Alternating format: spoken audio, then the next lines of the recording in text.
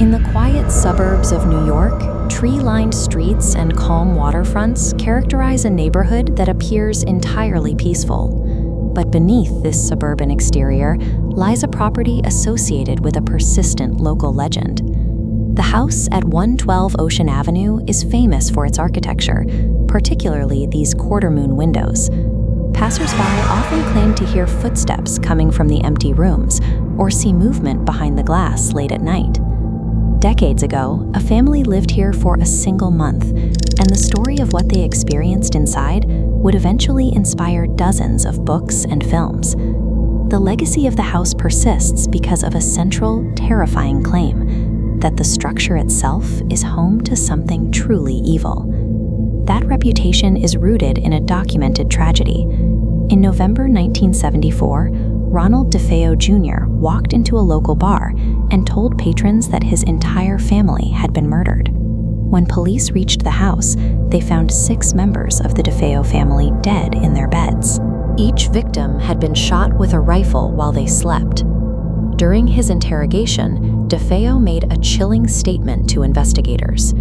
He claimed that voices within the house had commanded him to commit the murders. Long before the paranormal claims began, the physical rooms of the house were the site of a confirmed mass killing. In December 1975, George and Kathy Lutz bought the property and moved in with their 3 children. They were aware of the murders, but the house was being sold at a significantly lower price than other homes in the area. This timeline tracks the synchronization between the original tragedy and George Lutz's reported experiences. Almost immediately, George began waking up every single night at exactly 3:15 a.m. 3:15 a.m. is the same time investigators believed the DeFeo family members were executed a year earlier. The family reported other anomalies, including sudden, intense cold in heated rooms and the sound of footsteps upstairs.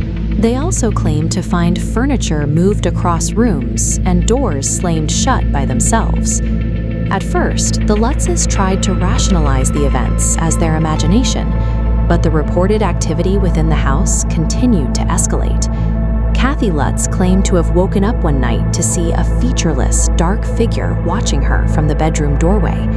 After she stared at the shape for several seconds, it reportedly vanished.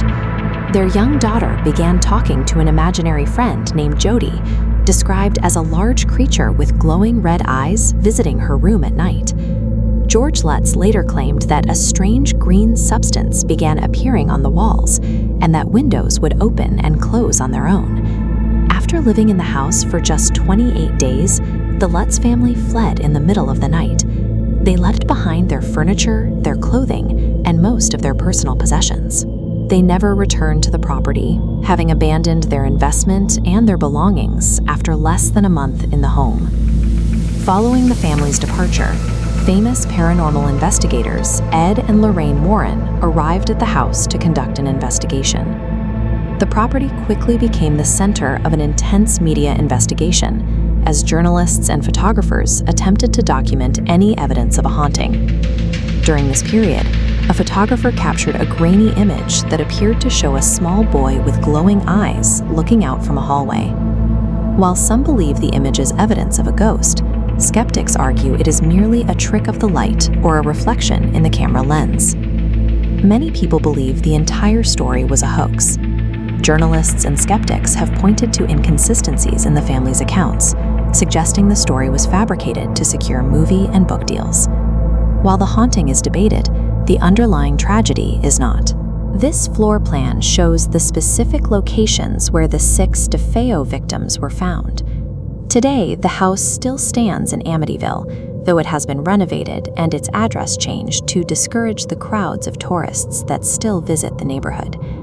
Ultimately, the case forces a choice between 2 possibilities: that the Amityville story was a carefully constructed hoax, or that the physical history of a house can leave behind a lasting, terrifying scar.